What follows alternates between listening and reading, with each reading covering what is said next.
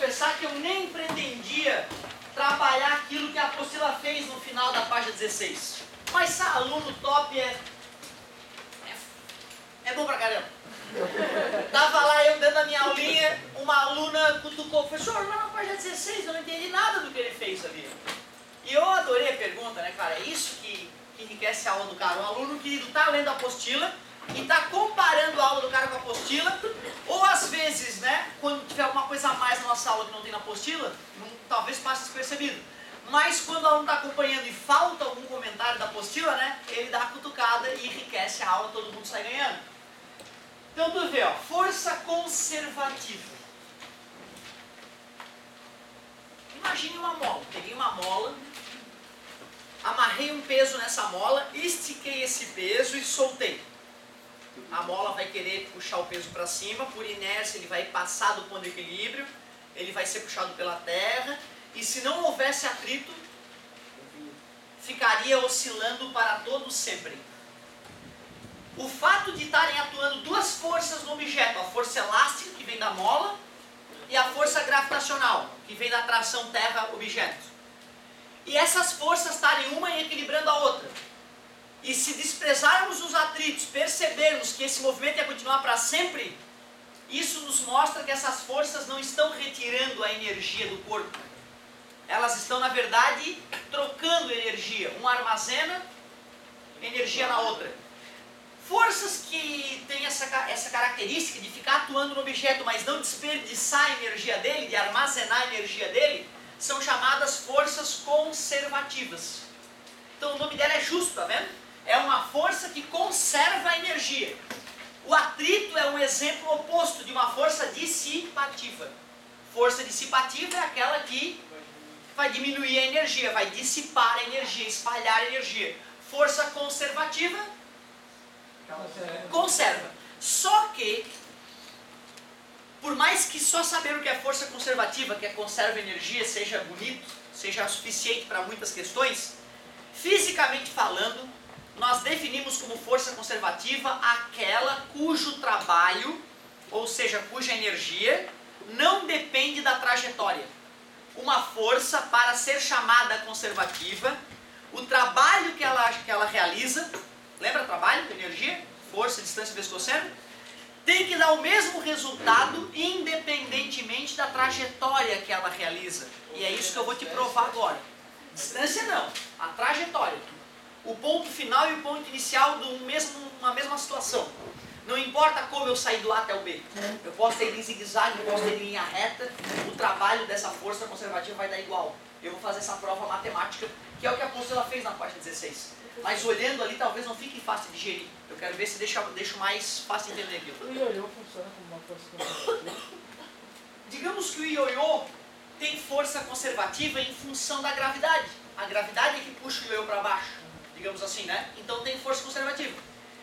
Jogou o ioiô, aquele último lacinho é frouxo na haste para ele poder ficar girando em falso, né? Ele continua girando. Nesse caso a energia está armazenada de certa forma em rotação, né? Na inércia do objeto.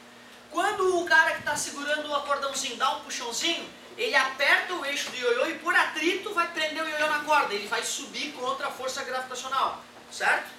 Se não houvesse o atrito, daria para ficar brincando de ioiô numa única jogada, né? Depois fazer ele subir e descer só com o equilíbrio entre a força gravitacional e a inércia do ioiô, certo? Então realmente o ioiô é um exemplo de forças conservativas quando desprezamos o atrito. Se não tivesse atrito, então também não ia funcionar. A subida desse. Exatamente, o atrito ali é fundamental. Sem o atrito, né, nós precisaríamos de uma outra método para ele poder subir. Perfeito o que ele falou. Nós iríamos jogar, né, e ficar deslizando para sempre ali, nós não conseguiríamos fazer ele retornar. O atrito é fundamental para o retorno do ioiô que a gente conhece. Ótima colocação. Ô galerinha, olha só. Força-peso. Joguei a pedrinha lá de cima, ela bateu aqui no chão. Dá para calcular, né, o trabalho dessa força, certo? Trabalho é força vezes distância vezes o cosseno do ângulo. Como é o nome dessa força? Gravitacional. Força gravitacional, vamos chamar de peso. Vou chamar de H essa altura, só para ficar bonitinho. E qual é o ângulo entre o deslocamento e a força nesse caso? 0 graus. 0 graus. Ficaram paralelos, cosseno de 0 1. Trabalho é peso é M vezes G, vezes H. Trabalho da força-peso, MGH. Essa parte eu já tinha deduzido para vocês. Mas imaginem vocês que por algum motivo bizarro essa pedra caia dessa forma. Ó. Ou para no início não ficar tão absurdo, que ela caia assim, ó, como descendo uma rampa. Se ela caiu da mesma altura H, o trabalho dela, se a força-peso for uma força conservativa, tem que dar igual, né? Mas como a pedra veio se deslocando nesse sentido, o ângulo alfa ali não é mais 0 grau. Trabalho é força, distância, cosseno de alfa. A força é o peso. O deslocamento eu vou chamar de delta D mesmo. E o ângulo cosseno de alfa eu vou ter que substituir de alguma forma. Tu aceita que esse ângulo alfa está ali também, nesse triângulo retângulo? Quem é o cosseno de alfa nesse triângulo retângulo? É o cateto oposto. Concorda? Cateto oposto não, é seno o cateto oposto. Cateto adjacente sobre a hipotenusa. Concordam? Não, honestíssimo, né, cara? Triângulo retângulo. Quem é que eu posso colocar então no lugar do cosseno? H sobre delta D. E delta D cancelando com delta D, fica M. Olha que viagem. A pedra quando cai de uma altura H, não importa se ela cai em linha reta, se ela cai descendo a rampa ou se ela cai dando pinote. Na hora que ela bate no chão, a única coisa que me importa saber para calcular o trabalho da força-peso é a altura da qual ela caiu. A trajetória não importa. E eu acabei de falar que forças cujos trabalhos não dependem da trajetória são chamadas conservativas. Então eu acabei de provar nessa parte que o trabalho, que o peso é uma força conservativa. Quando exemplifiquei o sistema massa-mola, acabei te entregando nas entrelinhas que a força elástica também é uma força. Agora não é.